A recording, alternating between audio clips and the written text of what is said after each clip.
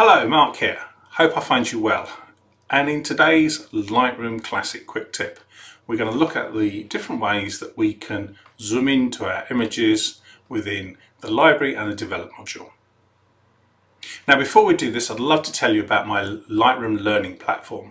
That's learnlightroom.co.uk, where I have a lot of free resources from YouTube videos to downloads, but also my courses, which is more about workflow and speeding up your time in Lightroom and Lightroom Classic, perhaps working in the field or sitting at a table. There's also my support group, which is there as well. On most weeks I host a live Lightroom and Lightroom Classic support group.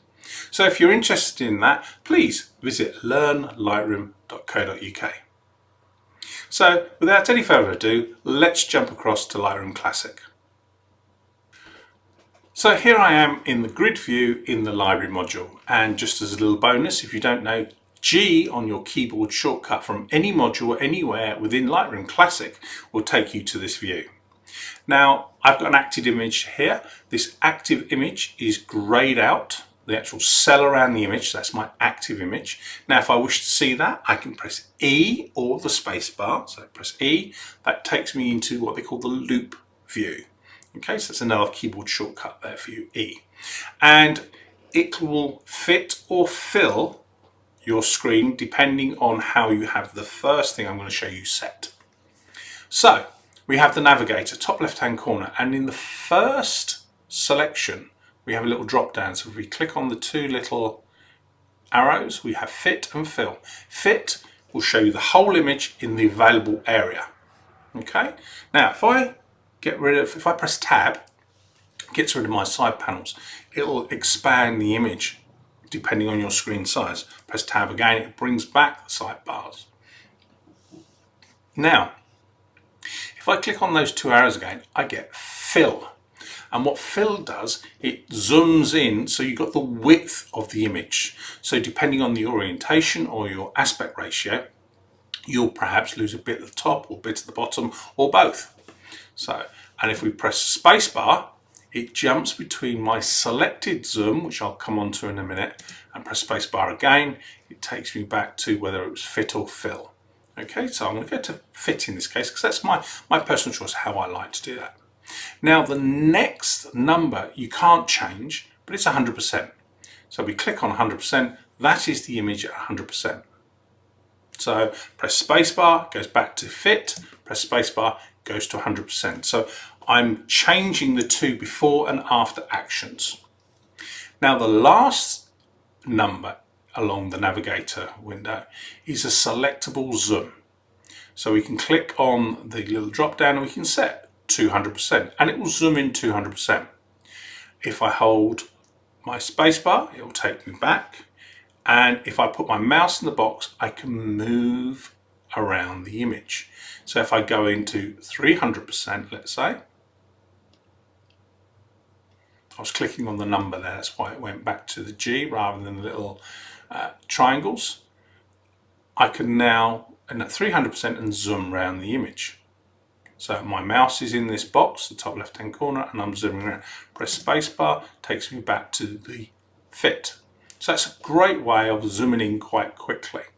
Okay, we can actually, whatever this zoom level is, so it's 300%, if we hover over the image itself, we can click in to where we want to, and if we just click and hold with our mouse or use our tablet pencil, we can move the image around. So press click again, it will zoom back out to the fit or fill. Remember, it's going before and after. So I was at fit, and now I'm at 300%. Press again, it'll take me back to fit, so it's jumping between the two. Now another way we can zoom in and out is on the toolbar. So press T to show your toolbar, which is at the bottom, and we have this zoom option down the bottom. Now if you don't see that, if we come down the bottom right hand corner, click on the little downward pointing triangle, and we have all the tools that are available on the toolbar, and we have zoom. So there's our zoom, and what we can do if we like to use this tool, because it's all customizable, everything about Lightroom and Lightroom Classic is totally customizable, how you want to do it yourself. Okay, and I think a great trainer is somebody that shows you all the different ways of doing things and allow you to decide what workflow fits for you in your photography. So I can just now move this slider left and right to zoom in and out. And what it's also doing is changing that selectable zoom from that drop down. So it's the same action as choosing 200% and you get that monetary number. If we look down here to the zoom slider, it's 200%. But if I want to move that back to 109.4, if we go back up to the top left hand corner, it's 109.4. So it's exactly the same tool, but it's giving you a different way to do it. Now, in the develop module, there is another little tool that I'll come on to in a moment called the scrubby zoom, so stay around for that. Now, what else can we do? We can just click on the image and it will zoom in and out, which is the same as pressing the spacebar before and after. We can also hold the Command and the Control key on PC and Mac, and we can draw a box. And what it will do, it will fill the screen with the image of the selected area. And if we go up to the navigator bar, or panel, we can move that image around. We can do the same with our mouse or our tablet. We can move it around and have a look at the image. Okay, so if I click on it, it'll go back. If I hold the Command key in my case, because I'm a Mac, and if I draw a bigger window, it doesn't zoom in so much. If I now use my mouse, click and hold, or my pen, I'm just moving my pen around my tablet, and I can look at the areas that I want to look. Click on the space bar, takes me back.